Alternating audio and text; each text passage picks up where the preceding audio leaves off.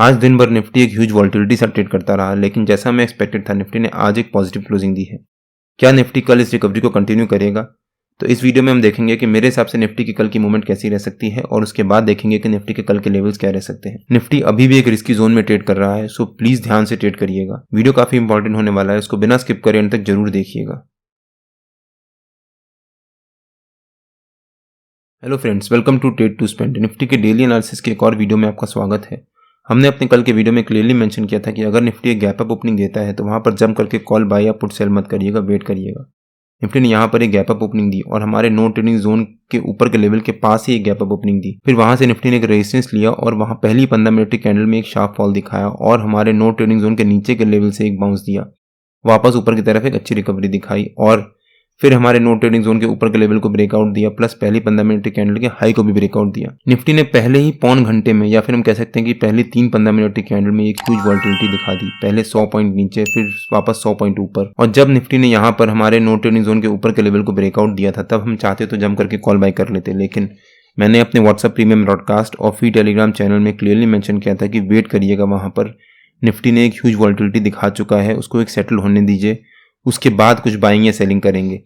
उसके बाद निफ्टी ने फिर से अगली 15 मिनट की कैंडल एक ह्यूज अप मूव दिखाया। फिर वहां पर निफ्टी ने एक रेंज बनाना शुरू कर दिया। रेंज बनाते हुए जब निफ्टी यहाँ पर रेंज बना रहा था तब भी मैंने मेंशन किया था कि 21,725 जो हमारा कल का सपोर्ट था वो निफ्टी का एक इंपॉर्टेंट रेजिस्टेंस है। और मैंने अपने कल के डेली एनालिसिस के वीडियो में भी क्लियरली मेंशन किया था। अगर आपने हमारा डेली एनालिसिस का वो वीडियो नहीं देखा है तो उसका भी लिंक मैंने डिस्क्रिप्शन में डाल दिया है और आपको ऊपर यहाँ पर आई बटन में मिल जाएगा, एक बार आप जाकर जरूर देखिएगा। उसमें हमने क्लियरली एक्सप्लेन भी किया था कि अगर निफ्टी एक गैप अप ओपनिंग देता है तो हमें वहां पर किस तरह से ट्रेड करना चाहिए। हमने अपने कल के डेली एनालिसिस के वीडियो में ये भी मेंशन किया था कि अगर आज निफ्टी गैप अप ओपनिंग देता है और रिलायंस भी वहां पर पॉजिटिव होता है, बिकॉज कल रिलायंस ने क्लोजिंग बेसिस पे मतलब लास्ट के एक घंटे में एक अच्छी अप मूव दिखाई थी या फिर एक स्ट्रेंथ शो कर रहा था। रिलायंस निफ्टी में एक हैवी वेट है और अगर रिलायंस में पॉजिटिव मोमेंटम आता है तो निफ्टी में चांसेस होते हैं कि ऊपर की तरफ मूवमेंट आएगी या फिर निफ्टी में नीचे की तरफ फॉल आने के चांसेस कम होते हैं। और वैसा ही हुआ, जब रिलायंस ने अपमूव दिखाना शुरू किया तो उस समय निफ्टी ने भी बहुत अच्छा अपमूव दिखाया और हमारा जो 200 EMA का लेवल था उसको भी ब्रेकआउट दिया। अगर निफ्टी यहाँ पर सस्टेन करता तो हम जंप करके कॉल बाय करते, लेकिन वहां पर निफ्टी ने सस्टेन नहीं किया, वहां से फिर से एक फॉल दिखाया, फिर वापस ऊपर और वापस फाइनली साइडवेज मूवमेंट दिखाकर एक क्लोजिंग दी है। तो निफ्टी में आज ह्यूज वॉल्टिलिटी रही। अगर आपने यहाँ पर जंप करके कुछ भी कॉल या पुट बाय किया होता तो आपको 100% लॉस हुआ होता।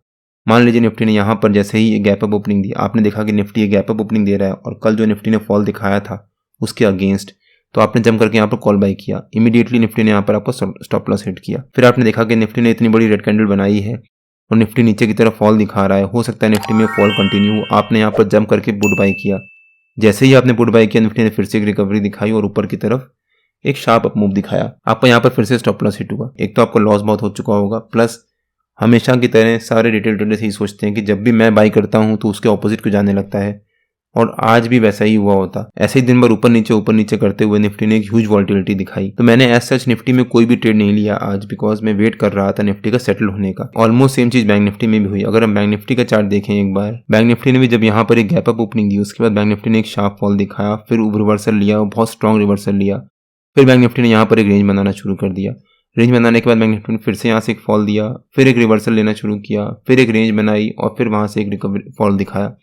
तो बैंक निफ्टी में भी एक ह्यूज वॉल्टिलिटी रही, प्लस बैंक निफ्टी भी यहाँ पर इस ट्रेंड लाइन से एक रेजिस्टेंस ले रहा था। अगर आप ध्यान से देखो तो बैंक निफ्टी ने यहाँ पर भी रेजिस्टेंस लिया, इस जगह भी इस ट्रेंड लाइन से रेजिस्टेंस लिया बैंक निफ्टी ने, और यहाँ पर बैंक निफ्टी ने उस ट्रेंड लाइन के पास एक स्ट्रेंथ शो करी और उसके बाद बैंक निफ्टी ने यहाँ से फॉल दिखाया, फिर रिकवरी दिखाई और इमीडिएटली एक कैंडल में जाकर उसको सीधे ब्रेक किया। कोई भी रेजिस्टेंस अगर बार बार हिट होता है तो वो धीरे धीरे वीक हो जाता है और उसके बाद उसको एक झटके से ब्रेक किया जाता है, और वही हुआ। अगर बैंक निफ्टी यहाँ ब्रेक करके उसके बाद जैसे यहाँ बैंक निफ्टी ने रेंज बनाई है, अगर बैंक निफ्टी इस रेंज को ऊपर की तरफ ब्रेकआउट देता तो हो सकता है बैंक निफ्टी में फिर से 100-200 पॉइंट के ऊपर की तरफ अच्छी मूवमेंट आती, लेकिन ऐसा हुआ नहीं। बैंक निफ्टी ने यहाँ पर एक साइडवेज क्लोजिंग ही दे दी। निफ्टी और बैंक निफ्टी के नो ट्रेडिंग जोन्स में डेली बेसिस पे अपने यूट्यूब चैनल में अपलोड करता हूँ। अगर आपने मेरा यूट्यूब चैनल सब्सक्राइब नहीं किया है तो प्लीज सब्सक्राइब कर लीजिएगा और बेल आइकन जरूर हिट कर लीजिएगा, सो दैट जब भी मैं अपना अगला वीडियो पोस्ट करूं आपको नोटिफिकेशन आ जाए। अब अगर निफ्टी के चार्ट पे वापस आ जाते हैं, अगर हम निफ्टी का डेली चार्ट देखें एक बार, निफ्टी डेली बेसिस पे एक ह्यूज वॉल्टिलिटी दिखा रहा है। जैसे यहाँ पिछले कुछ दिनों से देखिए आप, पूरे इस सीरीज में कोई भी 2 दिन लगातार निफ्टी ने सेम कैंडल नहीं बनाई है। यहाँ पर निफ्टी ने एक ग्रीन कैंडल फिर एक रेड कैंडल, फिर green red green red green red करते करते निफ्टी एक ह्यूज वॉलेटिलिटी में ट्रेड कर रहा है। आज भी निफ्टी ने जो एक ग्रीन कैंडल बनाई है, पूरी कैंडल पिछली कैंडल के अंदर ही बनाई है। तो अगर कल निफ्टी हमारा जो कल का हाई है उसको ब्रेक करके उसके ऊपर सस्टेन करता है तो निफ्टी कल पॉजिटिव हो जाएगा, और जो हमारा कल का लो है उसके नीचे सस्टेन करता है तो निफ्टी के लिए नेगेटिव हो जाएगा।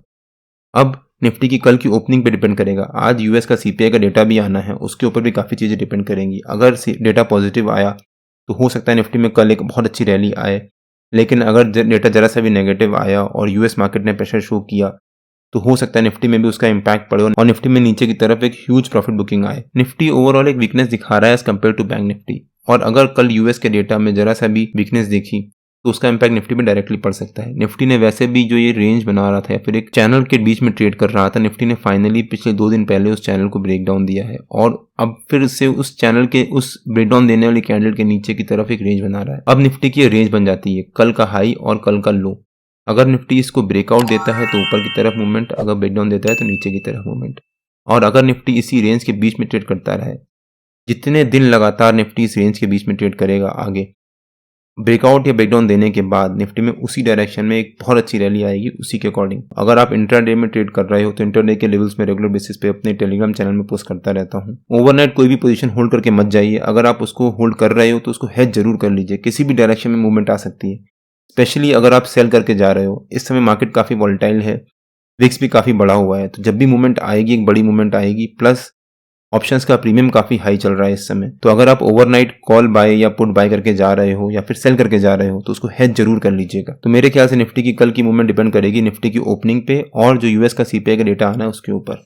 अगर हम निफ्टी के 15 मिनट के चार्ट पे वापस आ जाते हैं, अब देखते हैं कि निफ्टी के कल के लेवल्स क्या रह सकते हैं। मेरे ख्याल से 21805 निफ्टी का कल का रेजिस्टेंस रह सकता है। 21805 निफ्टी का एक इंपॉर्टेंट लेवल है। निफ्टी ने यहाँ भी कई बार रेजिस्टेंस लिया, फिर यहाँ भी रेजिस्टेंस लिया, वहाँ से फॉल दिखाया और अब फाइनली निफ्टी ने फिर से रिकवरी दिखाई। फिर उसके पास आकर निफ्टी ने रेजिस्टेंस लिया, लेकिन अभी निफ्टी ने जहाँ पर क्लोजिंग दी है, एक रेंज बनाने के बाद क्लोजिंग दी है, और अगर कल निफ्टी इसके ऊपर सस्टेन करता है तो वो निफ्टी के लिए पॉजिटिव होगा और हो सकता है 21805 के आसपास निफ्टी आकर फिर से रेजिस्टेंस ले। तो निफ्टी का हमारा कल का रेजिस्टेंस रह सकता है 21805, और जो निफ्टी का सपोर्ट रह सकता है वो निफ्टी का जो 50 EMA का लेवल है, ये वहाँ पर मतलब 21704 के आसपास।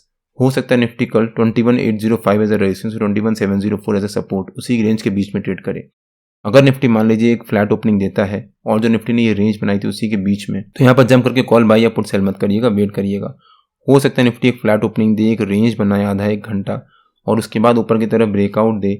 अगर निफ्टी ऊपर की तरफ ब्रेकआउट देता है तो निफ्टी के हमारे ऊपर के लेवल्स ओपन हो जाएंगे। निफ्टी के हमारे ऊपर का पहला टारगेट रह सकता है 21836 के आसपास, सेकंड टारगेट रह सकता है 21872 के आसपास, और थर्ड टारगेट रह सकता है 21903 के आसपास। लेकिन अगर निफ्टी एक फ्लैट ओपनिंग देने के बाद एक रेंज बनाता है और नीचे की तरफ ब्रेकडाउन देता है और हमारा जो सपोर्ट है 21705 उसको भी ब्रेक करके नीचे सस्टेन करता है, तो निफ्टी के नीचे के लेवल्स भी ओपन हो जाएंगे।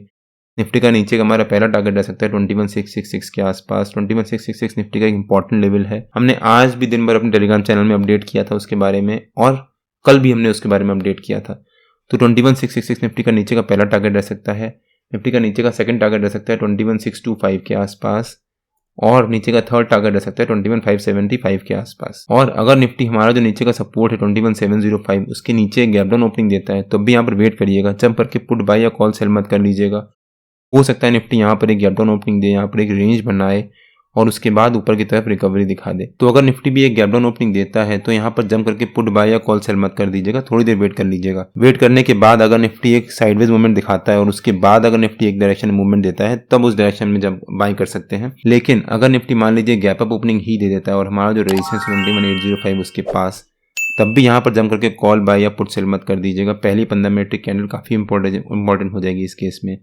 और अगर निफ्टी हमारा जो ऊपर का रेजिस्टेंस 21805 उसके पास जाकर एक गैप अप ओपनिंग देता है और यहाँ पर अगर निफ्टी मान लीजिए 1 घंटा सस्टेन कर जाता है या फिर 3-4-15 मिनट की कैंडल बना देता है, अगर निफ्टी ने मान लीजिए गैप अप ओपनिंग दी और यहाँ पर आधा 1 घंटा सस्टेन कर गया, तो यहाँ पर आप जाकर पुट बाय कर सकते हैं। हो सकता है निफ्टी यहाँ पर थोड़ी देर बाद एक रेजिस्टेंस ले और वापस नीचे की तरफ फॉल दिखाए। अगर आप पुट बाय करोगे तो उसका जो स्टॉप लॉस होगा वो होगा 21805 के आसपास। आज यूएस का सीपीआई का डेटा भी आना है तो उसके ऊपर काफ़ी चीज़ें डिपेंड करेंगी, सो ध्यान से ट्रेड करिएगा। निफ्टी और बैंक निफ्टी के जो भी लेवल्स होते हैं वो रेगुलर बेसिस पे मैं अपने टेलीग्राम चैनल में पोस्ट करता रहता हूँ।